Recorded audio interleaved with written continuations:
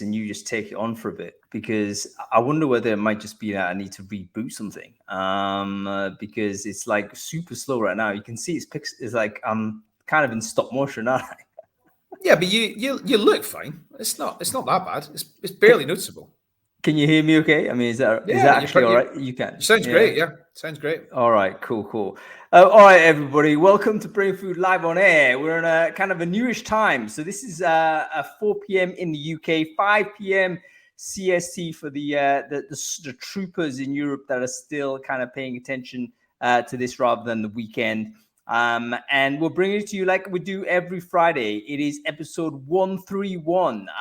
So I'm delighted to be here, particularly because we've got a special show today. We've got welcoming back a good friend of ours, a good friend of the communities, someone who I think all of us know and respect, Kevin Wheeler, the founder of the Future of Talent Institute. And normally we have a panel where we have a lot of people kind of casting their opinions, but today I wanted to give Kevin plenty of time to go through his theories, because I think he's one of those people that we should all pay very close attention to. Before we kick off, I just want to make sure that we're all right in terms of the AV. I'm pretty certain we're not very good on video, because I can see myself looking super stop motion here. But can you tell me firstly whether you can hear me okay on the chat stream, please, on Crowdcast? I think, cross fingers, you can. Just let me know if you can hear me okay. We should be broadcasting this also on LinkedIn. I do wonder whether LinkedIn might just be causing me some grief in some way. If you can hear me there, give me a thumbs up, give me a thumbs down, let me know. And we're also out on Facebook as well. So in the Facebook group, or shall we say in the Meta group, we are in Meta on Brainfood over there. If you can hear me there, give me a thumbs up, let me know. Okay, I think some of us can hear us. By the way, if I'm looking a little bit kind of stop motion, what I might do is actually kick myself off, let Adam sort of say his bit and continue the show, and then come back a bit later. I hope that's going to be okay, because I really find this a bit annoying. But anyway, I want to welcome back Adam Gordon to the show, because it's been like 4 weeks, hasn't it? Yeah, I think it could be 4 weeks. I was thinking when you said this is episode 131 or something like that, I must have done about 80, 70, maybe 70, something like that. Anyway, thanks for having me. I mean, yeah. You're definitely there. Like every 4 we do, you're there for 3 of them at least. And the only circumstances where that changes is if you're busy shopping or something, or where there's like a topic that I don't think you're interested in, or possibly where we've got a sponsor stepped in, they want to actually take on a bit of the work. So sometimes that happens, but yeah, it's been 4 weeks, so it's been good to see you, man. That's awesome. Yes, thank you very much. Really excited to be here. Cool. And actually, to speaking of sponsors, I want to draw attention to one of our really amazing and consistent sponsors this year. They've actually been one of the businesses that I think everyone in Europe and beyond have been talking about. And this is a German company called Personio. I'm sure you've all heard of Personio by now. They're a kind of a combined HRIS, ATS type of back office, all-in-one HR and people management system. And they've been amazing simply because I think it's always been historically very difficult for a German-based business to break into different countries outside of the DACH region. But Personio seem to have definitely started to do that. And also their fundraising has just been insane. Over the last, 12 months, I think they've raised twice, and it's into the multiple millions. So they're one of the European unicorns out there. And they've been fantastic as a sponsor for recruiting Brainfood. They've asked me to share a link to their demo page. So if you want to go and sign up and check them out, this may be something you want to do if you're thinking about a new wave people management system. Think about payroll, think about holidays, think about managing the newly diversified workforce, gig workers, permanent staff, interim staff. Personio, I think, are one of those new wave companies that are trying to say, you know what, for this new ecosystem of workers, we're going to be the tool that's going to help you do that rather than have you jump around to different things. So anyway, that is them. Let's get on with the show real quick, Adam. The topic of the show, and I wanted to get your thoughts on this. is about future fit talent leaders. And this is actually inspired by a lot of the writing that Kevin has been doing, which has always been future focused. But in recent days, he's been talking about how that impacts HR and TA and what we need to do actually to maintain our future fitness, particularly if the world of work is changing. Companies are starting to look at different types of worker into the company. What do we as recruiters need to be doing? Any thoughts on this topic yourself, Adam? What are you thinking when you cast your eyes 5-10 years down the line? What does HR and TA need to look like in that time frame? Well, I remember talking on stage at SOZU, the sourcing summit, a couple of years ago, and I looked out at 300 sourcers and told them that the jobs that they're doing today don't need to exist, and what they need to do is become data analysts and nurture marketers. And that's just one small example of how technology process, the shifting workforce, and a lot of things are impacting the kind of skills we need to apply to our jobs today in talent acquisition.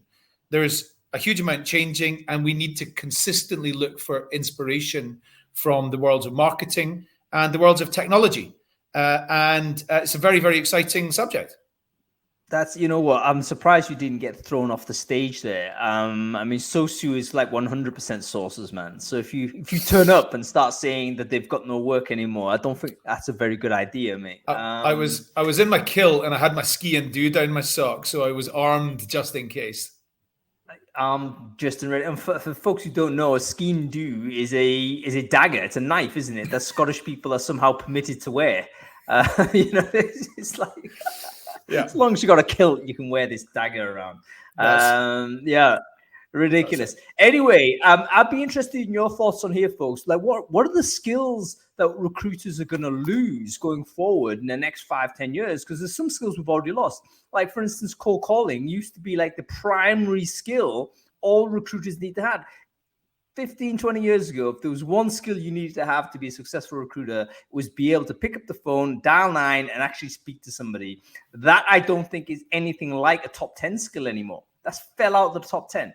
At one point in time, that was the number one skill that determined whether you could do the job or not. Now it's not there. I think we're in this similar sort of a period of change. So what are the skills do you think we're going to lose that we're currently valuing now? 10 years time, are they still going to be useful to us? Adam reckons sourcing is not going to be anything like as useful. Probably because I think AI is going to do a lot of that sourcing effort, I assume. Maybe we'll be monitoring people a lot better in terms of their sentiment. You don't have to do all of the touch work early on to figure out whether people are interested in chatting with you or whatnot. I think so. Anything that takes kind of like trying to interrogate a system, you can imagine a software doing that better and more efficiently than a human being. So yeah, what are the skills we're losing? What are the skills we're gonna need? So anyway, you're right, Adam. We should review the Brainfood. Totally forgot. This is why we need to have a back channel. I'm still very disturbed, by the way, by this pixelation. But okay, give us 3 things whilst the crowd think about these future skills that we're going to need. Give us 3 things from last week from a newsletter that you thought was interesting. Right. So the Future of Work report from Talent Alpha, which is a talent intelligence platform, I believe, was really interesting. There was a lot of things in there, and they majored on the concept of A3 working, which is a kind of method for collaboration, which I think came out of Toyota originally. And it's all about problem solving and decision making, and how do we work differently now that we're probably operating in different locations and across different time zones and all that kind of thing, and we're much less likely to be in the same room brainstorming things and whiteboarding things together. So I really enjoyed that. Big high value piece of content, well worth downloading and taking a look at. You know what? Talent Alpha are a really interesting tech business as well. When I don't know where, I think I might have came across them at the same time you did, because we were at it might have been Web Summit or it might have been HR Tech or something like this. I can't remember. But they've got a really interesting platform, which is trying to solve this problem of excess capacity that all of us have at times. So in other words, companies we're not maxed out all of the time, but we always have some redundant capacity just in case we get a big order or we get something breaks down or something. We need to have that redundant capacity. But some of the times it's sitting there idling. And what Talent Alpha are trying to do is to say, you know what, we can actually find a way to pipe that talent to people who need it right there and then. And it's all software engineering talent as well. So super interesting. Great report, free to download. So check it out. A3 is like anytime, anywhere, any place. It's basically talking about distributed working, something you should know about as well. Bas, I think you're right. Yes, it was Unleash. I agree it was. Yeah. It was probably Paris. Yeah. Okay, give us a couple more, Adam. I really enjoyed the article about is I'm going to speak American here. Is college worth it? So of course, right. what we in Europe would call university. Is university worth it? And it said that on average, the net it measured it in terms of like ROI from going to university, and it said the average net gain is $320,000 or something like that. It said 3 out of 4 engineering like courses will net you more than $500,000 over the course of a career. And then there's others which actually could have even a negative impact. It said in the summary, it said that the biggest factor on this is what in America they call your major, which I think in the rest of the world terms means what you actually study. So I think that might be true. What you study might make a big difference, but I don't personally believe it makes a big difference, as much of a big difference as you and how you manage yourself and how you manage your career and, you know, your behaviors and all that kind of thing. I think you as an individual are much, much more influential over your earning potential compared to what you've studied at university. That is, I think that's a very UK way of looking at it. And I think you're right. I agree with it as well. In the UK, it's like study anything you want, just do well. And then, you know what, you're into a graduate scheme and then you're going to be okay. I think the US may have a similar kind of vibe, but their differences, they have like massive student debt. So what they're talking about is, look, you actually need to really be careful about your selection of direction really early on, because if you emerge from university with like hundreds of thousands of dollars of debt, then you may never be able to pay that away. And it's not like the student loans we get here, which is kind of like a thing you never have to pay. I think student loans is like super low interest. It's like 0.1% interest. I forget what it was, but it's very, very low.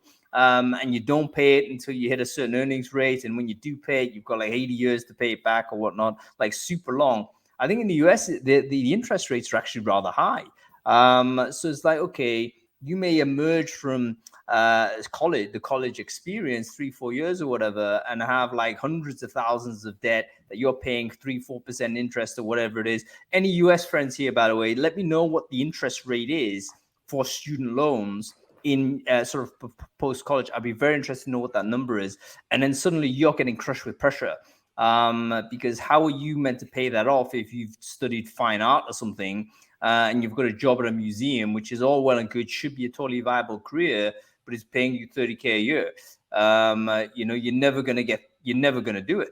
As simple as that. You're simply never going to do it. It links into another article which said one in 3 5.19%. Are you kidding me? Are you kidding me? 6%. Wow. Oh my good Lord. That's like loan shark level, isn't it? Yeah, it's a huge amount. That's crazy. That's crazy. I wonder if it ties into another article from the Brainfood, which showed that 1 in 3 Americans lie on their resume. I'd be lying on my resume if that was the case. No, you definitely I'd lie don't my need ass to. off. Just so everybody is aware, Hung Lee attended what is officially the UK's top university, St Andrews University. Better than Oxford, better than Cambridge. I, on the other hand, would have to probably go with 1 in 3 Americans and lie and say, studied computer science at Stanford. You know what? The lying now makes sense, because I think it was Bass that shared this. It I was, can't yeah. forget, maybe it was Bass that It shared it, was, yeah. but it was all about like 1 in 3 Americans actually lie on their resume, and basically the most significant lying was education and tenure, so how much experience you have. But given some of the numbers people are talking about here, 11% interest, holy crap, I would be lying my ass off to get a job. Seriously, you can't expect me to be honest with that. That's like I'm shocked. I knew it was a big number, but I didn't realize that the repayment terms was so aggressive. I mean, how is a person meant to even pay that? Obviously, you can't. I mean, it's not designed to be paid to pay 11% on a 6-figure loan. I mean, that's ridiculous. Okay, let's one go on. more. Yeah, Go on. just one more, which was the one from the Chinese Sociology Journal, which was about, Oh I think yeah. they call it the age position effect. Mm. I think it's also called the relative age effect. It was famously covered in Malcolm Gladwell's book Outliers, and I think it was in Freakonomics as well. It was mentioned in this. So but specifically in relation to sport. So the theory here is, if you're born later in the academic year, so you start and you're the youngest in your class at the beginning, I mean, you're obviously you're by the time you go to school at 4 or 5 years old or whatever, you're not as well developed as other kids who are, maybe a full year older than you, and therefore in certain types of things you're going to get streamed quite quickly. And the Canadian Ice Hockey League's a very good example. Like, half of the people were born within half of the professionals were born within like a 3-month period or something like that, because they got streamed from age 4 because they were the biggest in the class, basically. But this impacts on every aspect of life, and that was another really interesting article. So thank you for sharing that one. It's stunning, isn't it? Because here's another thing. Like, it's a casual thing that I'm sure the people who first designed public education have thought about. Let's obviously organize kids according to age, and we'll do it in terms of years. But there's a very big difference from a kid that is nearly 6 compared to a kid who's just turned 5. That is a person that is like physically, mentally, all this type of stuff different.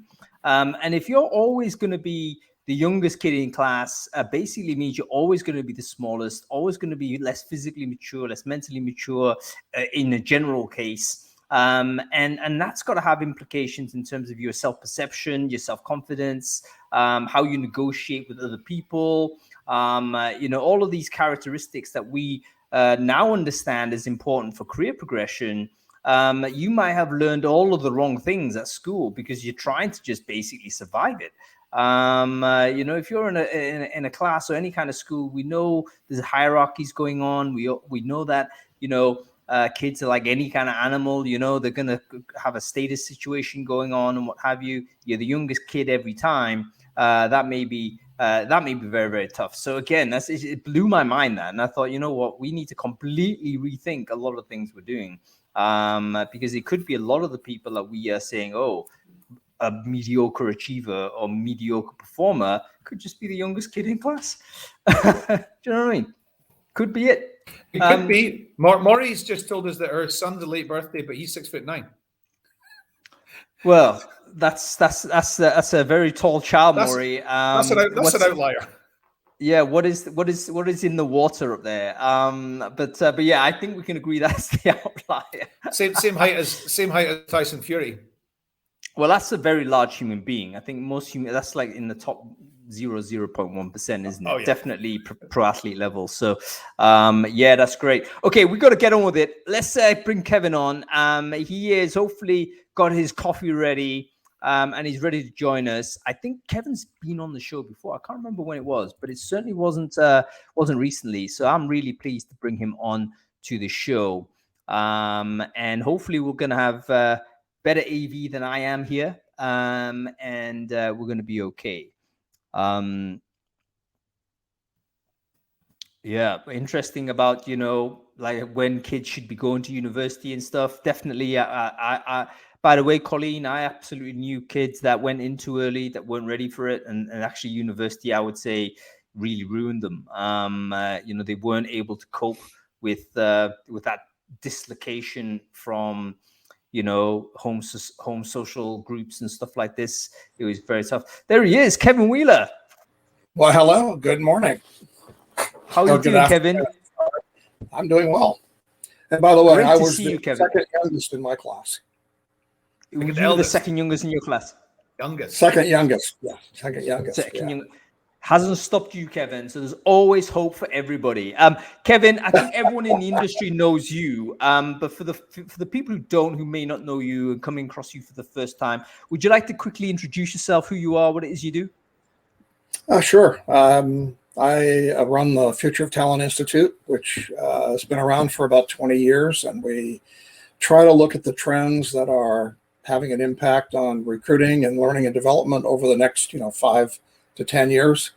We don't have any crystal ball. We just try to track trends and talk to lots of people and kind of collect the data about what's going on out there.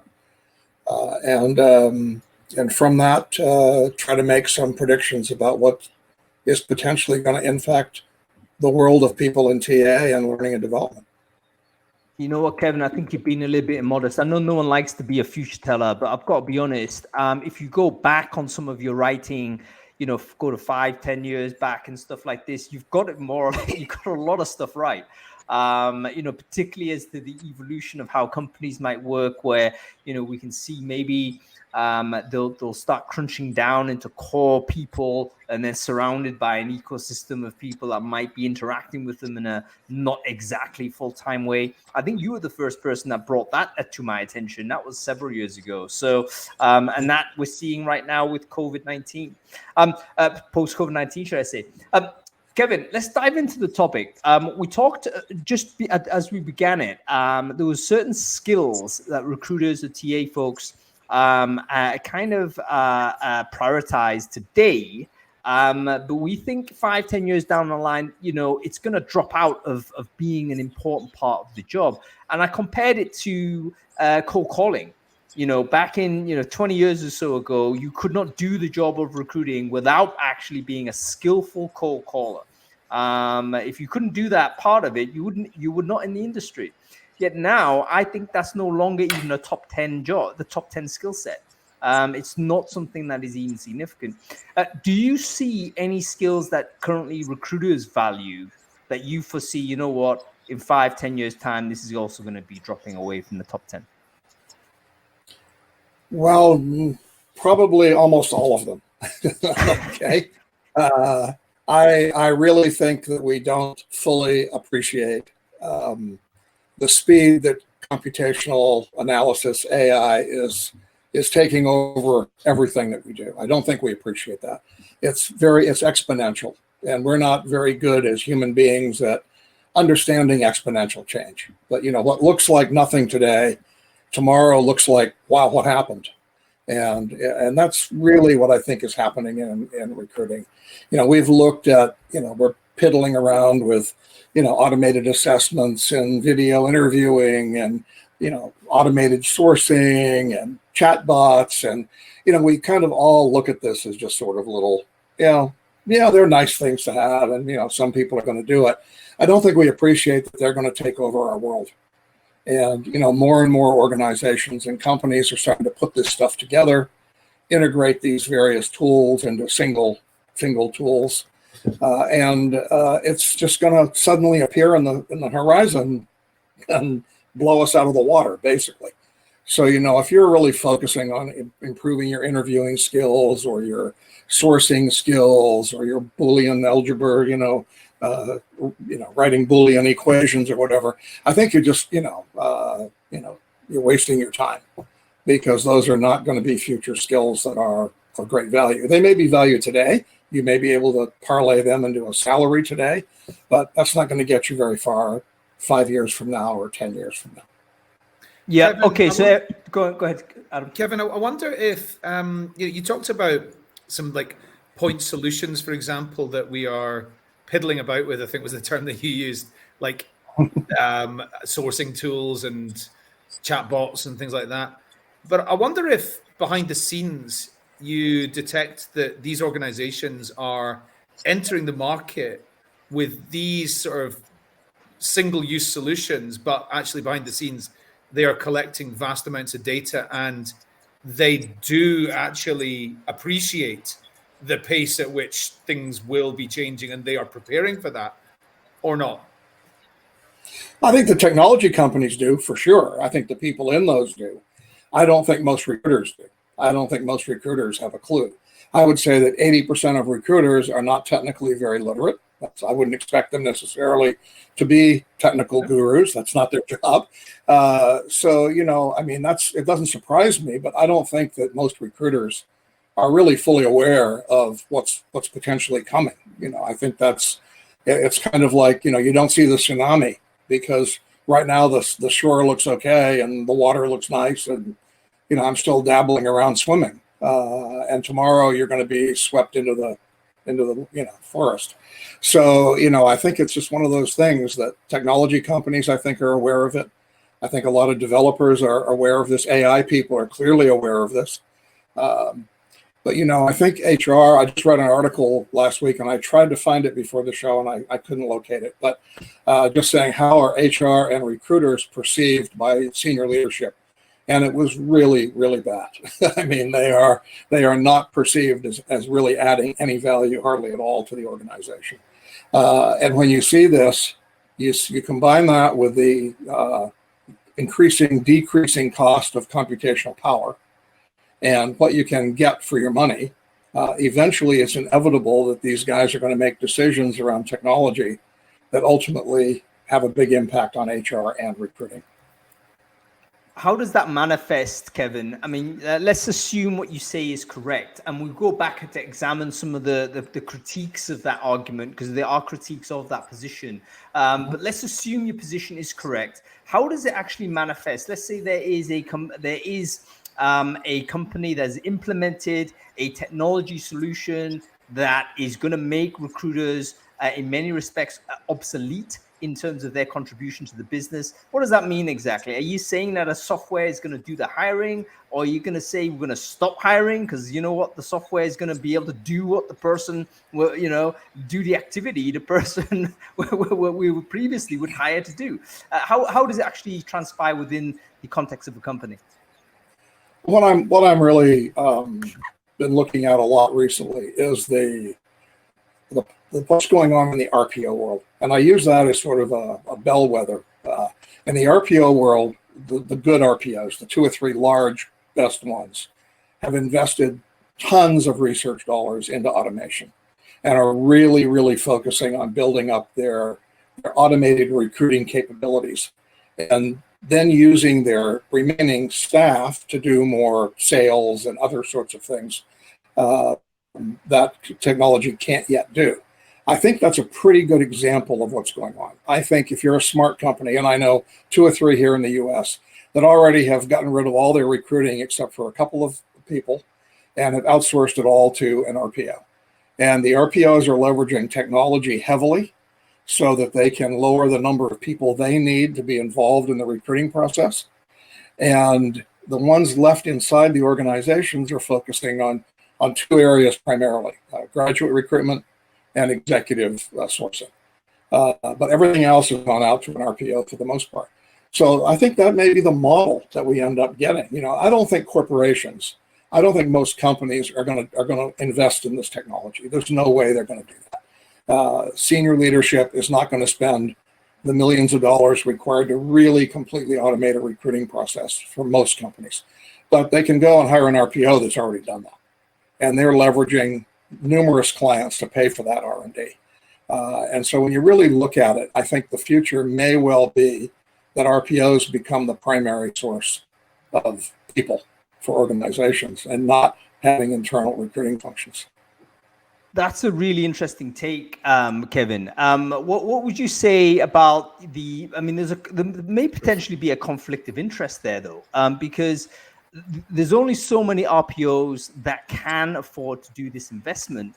And as such, you might end up in a situation where, I can't use this company because they happen to be recruiting for one of my competitors. And who else do I go to in this point? So is there not an argument to say, you know what, certain companies are always going to residually have some function that's going to take this on because of market conditions rather than a technological impediment or as opposed to some sort of, you know, efficiency brought on by technology? It could simply be, you know what, the market for RPOs that are able to do this investment is simply not big enough at the moment to cater for this. Well, I think that may be true right now, but again, we're talking about exponential growth and change here.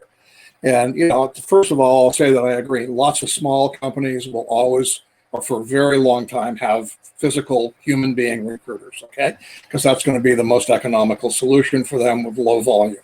But I'm talking about the majority of medium to large size organizations. And I think we've got some outmoded notions about recruiting.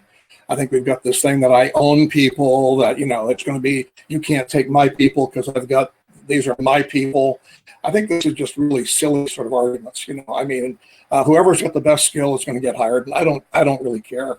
So this whole thing about conflict of interest and all, to me is it's real right now. I get that. I'm not saying it's not an issue right at the moment, but is it really a long-term issue? Is it really going to matter? Especially as we're going to be looking less and less, I think, to hire full people. We're going to be hiring skills, and I make a real distinction there. That I want. Let me stop you there, Kevin. Let me stop you there, because I think that's an important distinction to try and reach, and that's actually one of the most important things I think you've been saying for a long while. What do you mean by not hiring the full person? Can you just expand upon that a little bit for us? I think we're going to go into more of obviously the gig world, and much more of a consultant model where I'm hiring you because you have a skill or a set of skills that I need right now to solve some problem that I've got. I don't need you for the next 20 years. I don't want you for the next 20 years, okay? I want your expertise right now. Number one, that expertise may be transitory. I may only need it for a short period of time. And then if I hire you as a permanent employee, I got to deal with you for the next 20 years when I don't really need you. So we've got a lot of things changing out there. I think we don't fully appreciate what's going on out there in the business world. The gig economy is real. The gig world is real. It's going to grow. We're going to have these complex ecosystems, I call them, of, you know, part-time, temporary consultant contractors. Many of you in the UK are familiar with Charles Handy, I'm pretty sure. Management philosopher who's, I think he's still alive, but he's extremely old right now. He's written a number of books, but he created what he's called the Shamrock organization concept. And he did this in the 70s. He was just 50 years way too early. But the Shamrock organization is actually happening right now. And that means you've got a small core of permanent workers who really are not necessarily experts at anything. They are generalists. And surrounded them is this ecosystem of contractors, consultants, vendors, strategic partners who deliver whatever services they need. We're starting to see this with Apple as a good example. They don't make anything. Everything is made with a strategic partner in China. Okay, they just design stuff. So, you know, this is just slowly we're beginning to see it. But I think this is just going to grow really quickly. Kevin, can I ask you about I agree with what you said about, you know, that middle level is probably going to end up with the RPOs and the recruiterless type tech solution. And you said the bit that will remain in-house is the early careers and exec level. I can understand why exec level, but I'm interested to know why you think early careers remains in-house and remains like humans involved in it, you know, and that kind of thing. I think it's a transitory thing right now.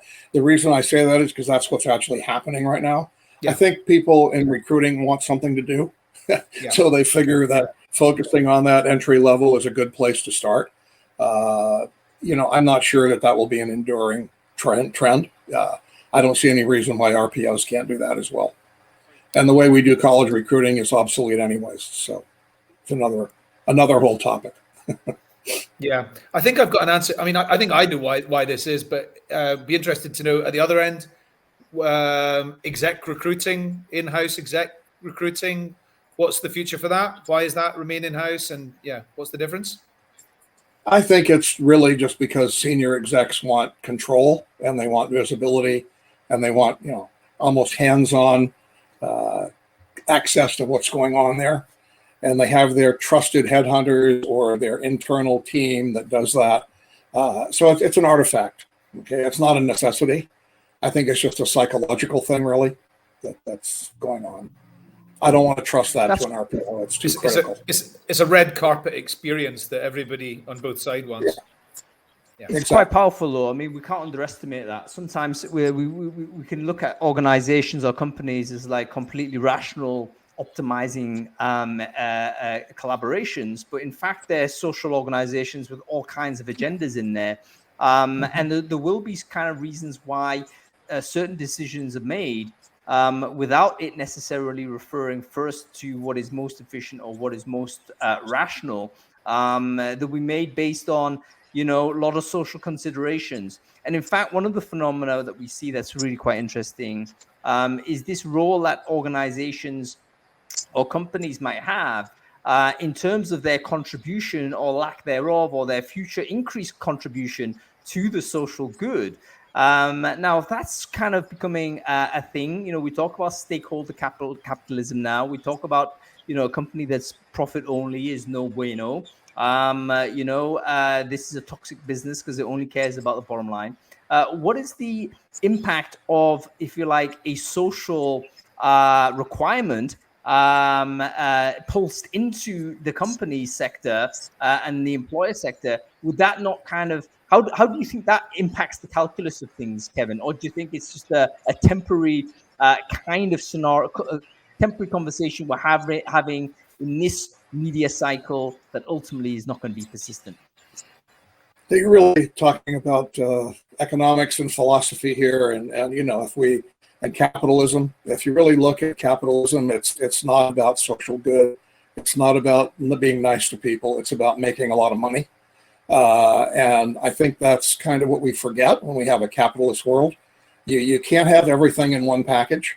And when you have a truly capitalist world, as we do in America for sure, and the UK to some degree, and Europe as well, but maybe on steroids in the US, it's Facebook is a great example. It's about making money. It's not about being socially nice or being good to people. No. Kevin, I realize that, but we can also not deny that there's been a huge wave against a pushback against that situation. Yeah. Now, sure. What I'm trying to say is that pushback real, and is it going to be persistent, or does capitalism prevail? I guess, does naked capitalism prevail in the end? Well, I think you're asking the $64,000 question. Okay. Does capitalism prevail, or does social good prevail? And I don't have an answer for you there. You know what, Kevin? I don't. Probably no one does, and I'd be interested to know if everybody who's listening to this, like, what are your thoughts on this particular point? Do you think companies sort of should have a sort of a social agenda? Or do you think actually they should just be what they are set up to be, which is, profit-making entities? I mean, most companies right now were created for that purpose, but they're now getting kind of pressured to say, you know what, we're doing this as an additional thing, or even as the main thing, and profit happens to be kind of a positive outcome from their activities. What do you think about this? Do you think this is going to be a persistent thing going on, or does the bottom line mean the bottom line? It's a $64,000 question, as you say, Kevin. As a candidate, I think Hung is a brilliant question, because as a candidate, if I'm applying for a job, or if I'm working in a job, getting paid £50,000 a year, and the company I work for is like an electricity reseller or something, and its only purpose is to claim a bit of kickback from energy companies, and that's it, and its only purpose is to make money, I kind of almost feel like I'm earning 40,000 instead of 50,000. Whereas if I'm working for a company whose purpose is to feed homeless people, then I might feel like I'm earning 80,000 when in actual it's only 50,000 real terms. But it's all about the kind of uplift in social value that's attached to that. Well, this is what I'm saying. Like, how persistent is it? How real is it? And ultimately, when push comes to shove, is that actually a decision people are going to make? Like, for instance, we like to state these things, but let's say the same job or the job was offered at 50K for the electricity company, but the social good company is offering for 45K. What's your call going to be? It's not straightforward. You got a family, you got a mortgage to pay, you got stuff to think about. So your decision can't be casual. Because that extra 5K actually may be paying for someone's student loan, for instance. We talk about how excessive the college degrees were in the US. So, I think it's going to be really challenging. And I don't think, we're going to really be able to see this until we see actually a migration of labor towards companies that say this and that happen to have lower salaries. That would be the proof to me. If people go towards social good at lower rate, then yeah, I guess that's the thing. But I suspect most people are going to say, you know what, I got to go for what's best for me, and we can't isolate our own kind of personal agenda to this, and we'll end up going for the top bucks for whoever. This is why banks make money. I mean, who the hell dreams of working for Goldman Sachs when they're a kid? No one does that. But there's a hell of a lot of people go and work for them in the end.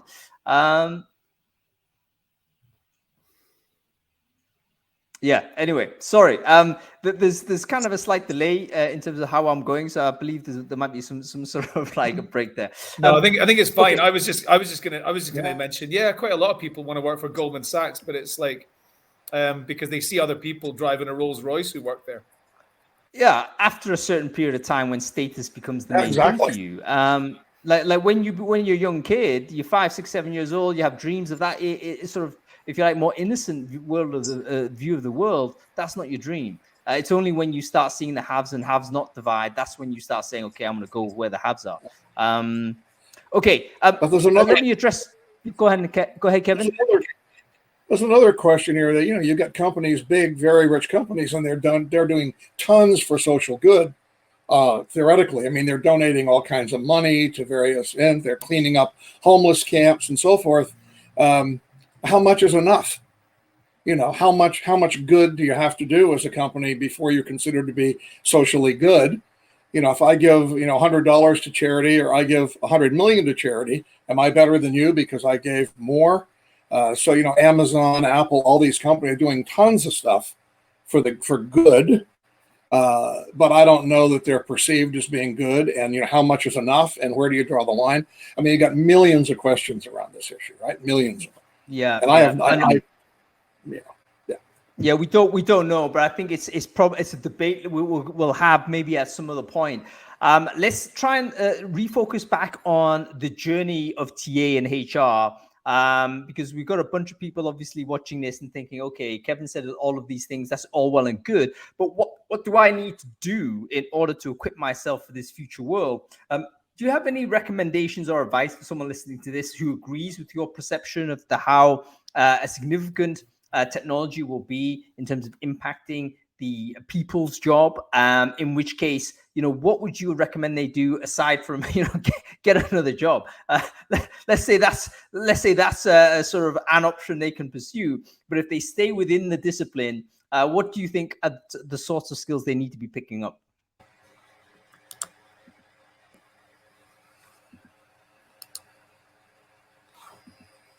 I don't think I've lost you guys. I don't know what happened. Now you're back. Did you hear us? Let me just repeat, Kevin. You might have missed the last 30 seconds there. Basically, what I was saying is, okay, let's assume the technology is going to be hugely disruptive to recruiting and HR. In which case, I'm in HR and in recruiting right now. What should I be doing in terms of equipping myself to be competitive in this future? What is the place where I'm going to basically give myself the longest runway and the best chance? Well, I think focus on, guess what I'd call what Adam talked about at the beginning. Some of those broader human skills.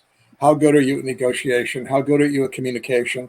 How good are you at analytical thinking? How good are you at looking at data and analyzing data? How good are you at influencing senior leadership? How good are you at doing some of these things that aren't necessarily focused directly on the recruiting skills that we traditionally look at, but are the broader and softer and and I think ultimately more useful and transferable skills that you're going to need to, as if technology takes over, what are you going to do? You're going to be negotiating, you're going to be influencing. Those things are a long way away from AI doing. So those are the things that we're going to need people to continue to do. We're not going to need them to do things like find people, interview people, process all the paperwork, onboard them. All that stuff is going to be automated. Yeah, I think so. I think more or less everyone would agree on the administrative function. I think most of us underestimate how much administration goes into the work of processing people, if you want to use that term. There's a lot of basically emailing of documents. And even when you're dealing with HR departments, I'm dealing with HR departments all the time. There's like lots of backwards and forwards, and it feels like, you know what? Why is this happening? It doesn't seem that it needs this amount of human eyeballs on this. It literally is a document. A computer can scan that and figure out what that means. Get it confirmed. I don't need to have like extra eyes on this. So I think a lot of that admin can go. But the stakeholder management, I guess, is maybe a good way to categorize a lot of those skills that you mentioned. You're sitting in the nexus of a lot of things. Can you advise companies? Can you persuade? Can you kind of educate?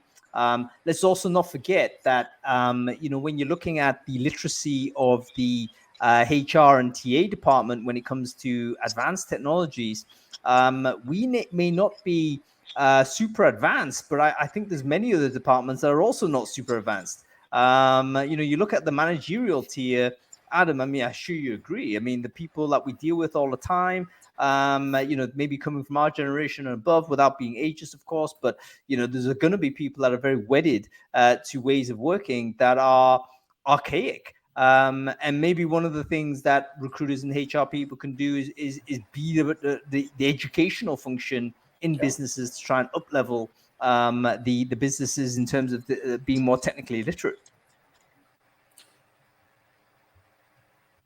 Yeah, no, there's no. I don't deny that HR is the only department that needs to change for sure. I think we're losing Kevin. A little bit. I think we're somewhere in the middle. We're behind marketing. We're probably behind finance. We're behind a couple of other pretty well-established areas, but we're probably ahead of procurement and certain other things like that as well. I disagree on finance, man. I think finance they're totally into Excel, and that's it. They stopped at Excel. I don't know. Not true. They don't know anything about AI, man. Finance is one of those departments that literally shouldn't exist at all. That's one of the most automatable systems around. I think it has been. I think it has been. That's my point. Gone are the days of like teams of 5,000 finance people. It's like the finance teams are much smaller than they used to be. But here's the thing, though. Finance is still has a tremendous political power within an organization, and that political power is not to be underestimated. They will end up sort of making decisions to preserve their position in that hierarchy, and that means a lot of the sort of obvious ways in which you might make a company efficient, I think, will be resisted by powerful political interests within a company. Which I think might slow down the adoption of some of these phenomena. Okay, quick interrupt on this, guys. So to everyone here, if you've got any questions for Kevin, please fire them and ask a question section below. We're going to get to them in turn, so everyone has the ability to get a fair hearing. So please do put your stuff in there. And secondly, let's take a moment and do something I want us to keep doing, which is to reconnect with everybody here. Kevin was talking about it. One of the best ways in which we could kind of securitize ourselves is to make sure we're very well connected and very influential within our own networks. So I'll go ahead and share your LinkedIn profile into the chat stream right now and make sure you connect with everybody who is there. Let us not be the bottleneck for this. Go ahead and connect with those people. Everyone who's watching this is thinking about the future fit of talent acquisition. These are people that you should also be speaking with after this show ends. Don't let this be the bottleneck. Go ahead and share your LinkedIn in the chat stream. right now. I would share mine as well, but I've hit the limit already, and there's already a massive queue of people who think I'm really rude by ignoring. Like, there's not a polite way to not accept a LinkedIn request. It's simply, ignore, and I think that gives bad signals to people if you do that. So I try not to ignore people, but there's no other way to interact with that person in a sensible way. So I've got to just go through LinkedIn and actually start deleting people, and then create some space. You have to purge, I'm afraid. I can't safely do that. I mean, it looks like it's a very difficult thing to try because it seems like quite dangerous. Like, the only way I've tried to do is simply by a basic search on random stuff, and then picking out people that don't have pictures and then like deleting them. But there's no like super efficient way. Tim Sanchez, quite correct. I think Irina Shameva has a technique. Aaron Lintz has as well, but they strike me as super dangerous because they're saying, right, what you got to do is export all of your contacts into a CSV, delete all of them, then delete everything off LinkedIn, and then do the purge off platform, clean them all out on your CSV, and then re-import. And I'm thinking, that may just be a bit too high risk. So you can't do it within the platform. You might as well just leave LinkedIn and start again. Right. That's basically what the advice is. Like I say, I think but that's building a database, though, isn't it? That's not really what it's intended for. So it depends what you're using it for. Everybody's different, aren't they? So it's exactly, Tim, super high risk. What I might do is start actually deleting my friends because there's no reason for me to speak. I was going to say that. LinkedIn. I was going to say that. You've got them on Facebook or somewhere else anyway. So yeah, exactly. Everyone on Facebook, I'll just blast them out, and then basically they can talk to me elsewhere. Okay, Kevin, listen, we're coming to we've got you back. Hopefully, this is the. We're going to keep you here for the rest of the show. But before we kind of let go, can you give us a bit of an idea as to kind of which functions you think that will be persistent within the current activities that HR and TA are doing? Or do you think the function itself will disappear and will end up kind of merging in to some other function within a company that does a lot of this influencing type of work? Yeah, I think it'll probably merge into something. I think HR and recruiting and learning and development merge in something that is human related, that's related around influencing and so forth. I think many people will take on different roles. I think you're going to see a lot fewer HR experts and HR people like that, and recruiting experts. You're going to see a lot more generalization of these fields. That's really interesting to connect it to L&D. I think a lot of people do think this as well. Like, people might end up migrating into companies purely, or at least primarily, for the L&D context of it. So in other words, you may be able to trade more effectively, more efficiently as a freelancer or gig worker or whatever it might be, trading on those skills. But if you're still on a growth path and one of your main things that you want to do is actually to improve your network, or one of the main things you want to do is to learn new skills, then that suddenly makes an employer a more attractive place to be. And then you can see the employers might respond by encouraging that development. And I guess HR, L&D, that's we're in a prime spot to do some of that type of work. And that also links in with internal mobility as well, especially for big companies, for instance. It's very tightly linked with skills development, internal mobility. So if people want to move to different skills, that makes sense that they then may move to different roles. HR or TA might fulfill a very significant function there. Kevin, any last words you want to give to the audience on this? Firstly, I think everyone should kind of subscribe to Kevin's newsletter. It's a fantastic newsletter. I think it's one of the ones I read very regularly. Also, one of the newsletters I promote in my newsletter quite regularly. So, Kevin, I wonder whether you could just put a link into your Future of Talent Institute newsletter in the chat stream there. Let folks understand where that is, and then they can subscribe. I highly recommend it. And whilst you're doing that, it would be great to know sort of a final thought from you with regards to, we don't want people to come away from this conversation feeling overly pessimistic. We want realism. We want people to understand, you know what? This is interesting. We need to take an interest. We need to deepen our knowledge as to what these mega trends will be. What's the final takeaway message you want to give to folks who just maybe joined TA for the first time or become a new person in HR and they're just learning about all this stuff right now? What's the message to those people? I would say the primary message is broaden your skill set as much as you possibly can. Don't become so technically expert in some specific area of recruiting that you don't have other skills.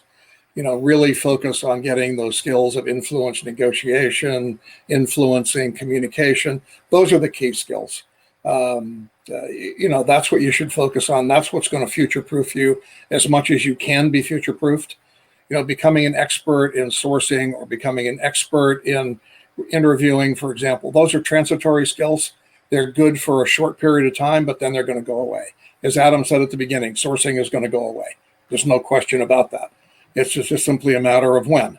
And even if it survives, it'll only survive for a tiny few number of people, not the bulk of people that are doing it today. So, really look at those things that technology is very likely to replace in the shorter term rather than the longer term. And don't focus on those. Focus on the other things that are going to last longer. I just wanted to add to that. Go ahead. Tom's put a comment which says it's not pessimistic to embrace the future and ride the wave. That's absolutely thrilling. And that's exactly what I thought when you said, Hung, we don't want to be too pessimistic here. I don't believe it's pessimistic at all. And I completely agree with everything that Kevin said. There are certain types of jobs which are going to evolve, and they're going to evolve in a very exciting way. And the rise of teams like talent operations teams, whose job is about connecting technologies and designing, experiences and designing the processes.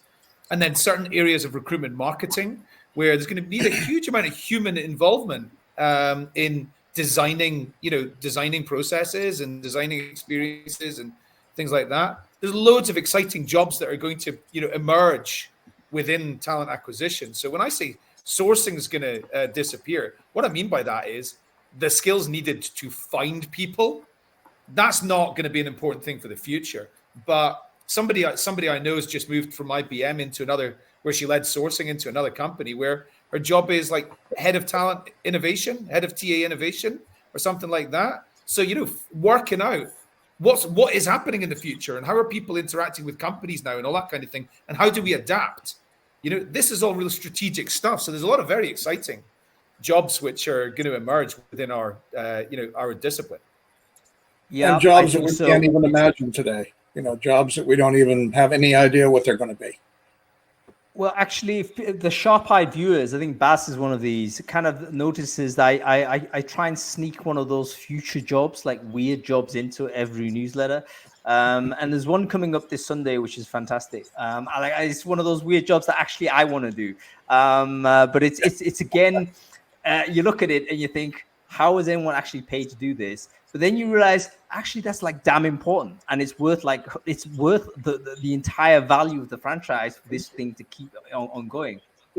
I'll tell you what it is. Give us a spoiler. Tell us the job. The spoiler is, okay, so apparently there are people that are employed by fictional franchises in order to basically archive and curate the canon of those franchises. So in other words, when people do franchise, maybe a Marvel Universe as an example, it's a multi-billion-dollar franchise. What you want to do to maximize that is to make loads of different films. They'll all cross over with films, with storybooks, with toys, whatever it is. There are people employed and basically to make sure that there's no radical crap inconsistencies that the fans are going to hate, that all of it stitches together. So they're almost like a fictional universe curator. They're the person that says, okay, we've outsourced this storyline to you, Adam, but you can't say this because that really contradicts the storyline that Kevin's going through. You can't write that. And they will say, you can't write that. You can't then write that and still maintain your piece of work as part of that canon. And I just think, you know what, that's an incredible job. would you even have ever believed that this exists? But it does apparently exist as a paid bit of work. So anyway, that's going into Sunday's Brain Food. Okay, folks, that's going to be the end of the show. So I want to thank Kevin Wheeler for coming on and giving us his wisdom. A fantastic newsletter to follow. Please do follow Kevin also on LinkedIn. I assure you it is worth doing. Kevin, you go and enjoy the rest of the day. Hopefully you and I will get the chance to catch up at some of the points, sir. Hopefully maybe in person someday, huh? Indeed, that'll happen. Don't worry. 2022. I'm excited. Absolutely. All right. Great. Kevin, he's such a smart guy, very interesting dude, and I'd really love to see him again. I think the last time he came to Europe was again 2-3 years ago. So we're gonna have to make sure we do that. Get him over here ASAP. Okay, that's about it, everybody. We're gonna be back next week, I think, at the normal time. Oh, next week we've got an amazing show. We've got an absolutely amazing show. Adam, you're gonna love this.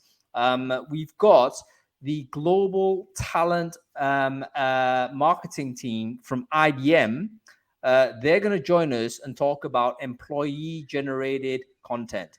It's going to be a fantastic show. Nick Thompson's joining us. We've got the content creation team there as well. They've got an amazing case study, and it was kind of me putting together the November schedule. It got me talking about this. Thought, you know what, we're just going to get IBM on there. They've got like a brilliant story. And we're going to see whether we can get some of the employees on as well. So some of these people who they've corralled in and they've got like now millions of YouTube views or whatever, we're going to get them on and they're going to tell us, okay, this is how we did that. So it's going to be a fantastic show. Follow the channel if you want to see more on that. Yeah, it's going to be next week. So we'll see you then. Cool. Right, that's it. Adam, thanks for persevering, mate. I really got distracted by the stop motion effect here. Where are you? I'm at home. I've just got a new screen. So I've realized I need to take my own advice, which is I've got to sit in front of a window in order to get better lighting, rather than fiddle around with lights and stuff. So I've got this. I bought this thing on Amazon. It cost me, by the way, post-Brexit, it cost me an extra. How much it cost me? Yeah, it cost me an extra 30% on shipping fees as a result of us leaving the EU. So thanks, Brexit. So anyway, I got this, but I think it might be affecting the camera in some way. I don't know. But basically, it really distracted me with this in and out. So I just see myself like one of those 1970s, dinosaur movies. Where it's like it looks fine. Yeah, I'm gonna look radically different on next week's show. Beards off. Well, it is the 1st of November on what, Monday or something. And what happens in November? Movember. So what does that mean for you? You're gonna shave it all off and then regrow, basically? No, I'm gonna have a mustache. All right, so the beard's gone and the mustache stays, yeah? Yeah, I did it 3 years ago, or 2 years ago maybe, and I got rid of the whole. No, it must have been 3 years ago. I got rid of the whole thing and then regrew the mustache, and it just took quite a long time. But actually, I think probably this time I'm just going to get rid of everything except for the mustache. So I told my wife I was going to do this, and she said, "What? Why are you going to do that?" I said, "I'm going to raise some money. I might raise like £100, something like that, for the charity." She said, "I'll pay you £200 not to do it." She then said, if you grow one, I'll grow one. I was like, oh my good Lord. I tell you what, I'd pay her £200 not to do that. It's like, we don't. What are you going to do? Go in with a stick-on mustache or something? Yeah, I tell you what, let me know what charity you choose. Now I'll help promote that. Because November is the charity, and no, isn't that the campaign? And there's a charity it goes to or something. Well, yeah, but yes, I guess it's split across two things. I think it's prostate cancer and mental health awareness. So I'll work it out, and I'll all right, share with me some link anyway, because I'll put that into the Monday newsletter. Okay, that's it. I'm gonna go. See you later, man. Cheers. Bye.